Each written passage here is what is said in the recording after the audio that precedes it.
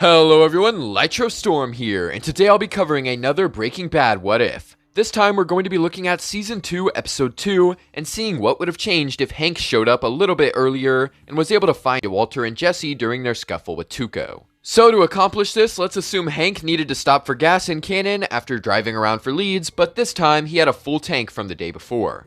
Because of this, he'd be able to make it to Hector Salamanca's house faster and would pull up as Tuco aims his gun at Jesse. Just as Walter is about to tell Tuco why they tried to poison him, the two hear Hank's car driving toward them, causing them to turn around. Jesse makes use of this distraction by slamming Tuco with a rock and fighting for his handgun. Walt quickly rushes into the pit to grab Tuco's rifle as Hank parks the car and steps out. He sees Tuco and Jesse wrestling on the ground, aiming his gun and ordering them to stop before announcing his name and purpose. Walter hears this, realizing that he's screwed. Tuco stops attacking Jesse, standing up and looking defiantly at Hank. Hank, of course, notices the gun on him, ordering that he put his hands behind his head and turn around, but Tuco just ends up reaching for the gun. This forces Hank into shooting him, ending Tuco Salamanca's life. He then looks over at Jesse on the ground as he moves closer to grab the gun. Hank asks what the hell is going on here, and Jesse stammers, still traumatized by nearly dying. Hank repeatedly questions if he knows where his brother-in-law is, and Jesse instinctively looks over to the pit before rushing to say no. Hank notices Jesse's facial expressions and eyes darting, turning around and walking to the pit, where he finds Walter White lying unconscious next to a rifle with some blood on his forehead. Hank tries to make sure Walt is okay, but he can't wake him at this point. Luckily, Walter is still breathing, so Hank decides to handcuff Jesse, briefly investigate the house, and take both he and Walt in for questioning. Walter later awakens in the car at some point, realizing his plan to knock himself out with the gun during the commotion with Tuco worked. Hank explained what happened to his superiors and says he isn't sure why Walter was out there. Skyler is also made aware that Walt was found, but that the DEA needs some answers before they can let him go back home free. Hank is sure that a guy like Walter will be a victim in this situation. Jesse obviously refuses to speak without a lawyer present, choosing to hire Saul Goodman for the questioning. At the same time, Walter tells Hank that he and Jesse were meeting after seeing each other not too long ago, and that's when they were taken by the guy in the desert. Walter then recounts a lot of what actually happened in that episode, and how Tuco was rambling nonsense about Mexico like he was on some kind of drug. Walt feigns ignorance where he can, keeping up the meek demeanor Hank knows him by. He ends the story by saying Tuco got really angry for some reason, dragging them outside and attacking the two, and that's all he remembers.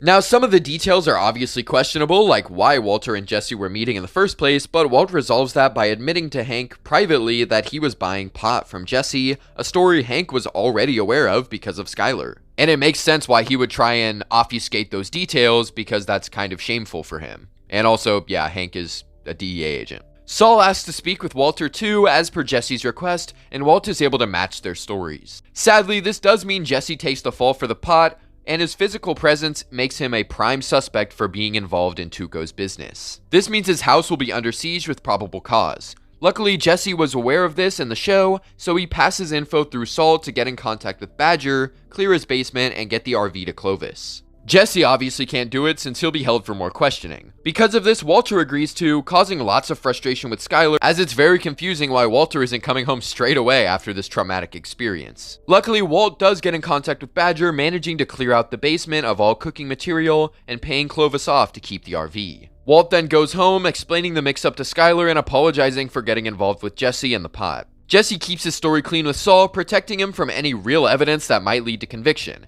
Hank is obviously super suspicious and tries everything he can to get Jesse to crack, but with lawyers there from the jump, Jesse's house being clean, and Walter's story, it isn't super clear-cut. For most people, everything is seen as just a really weird coincidence, and Tuco nabbing up vaguely related people in a drug-fueled rage after his crime ring fell. And anyone else who would be suspicious would just kind of have to sit there and take it, because in canon, Jesse was also able to evade the feds pretty easily. Because of this kind of convergence with the original timeline, despite such a big change seemingly, almost everything would continue the exact same in the story of Breaking Bad, as Walt and Jesse are cleared just in time for their normal plot lines, and Tuco is of course still dead. Going into this, I really thought this what if would have changed more, but I think realistically, Walt and Jesse had a pretty clear way out of this based on what I saw from the show. And I do think Walter would have the quick thinking to try and knock himself out with the gun while he's still hidden. I feel like that is just expert. Of course, Heisenberg would do that. But let me know your guys' thoughts and what you think about this video, and if you think that this is what would realistically happen. And if you want to see more of my Breaking Bad content with a little bit longer stuff,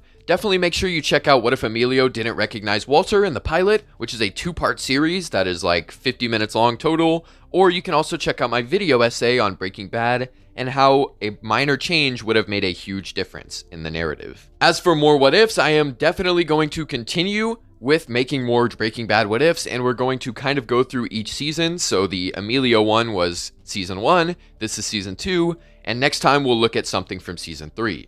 As always, a huge shout out to our members from the Walker tier, all of which are on screen now. We also have the Survivor tier, Ellie the Plug, Davisville 84, Aiden Kern, Zombie Warlord, Chief Strated Constituent, and Tifu A. And lastly, our Christian Man tier, Willie, Marco Caldwell, Very Classy Demon, 23 Days Later, River Lamphere, Biara 1, Heliopelio, Coda Cole, Bad Opinion, Bashua, and Octavio Monreal. Definitely make sure you become a member if you want to get access to awesome perks like exclusive community posts and early video access as well. But as always, tell me if you liked this video, comment your requests for future videos, and subscribe. Thank you for watching. Have a great day.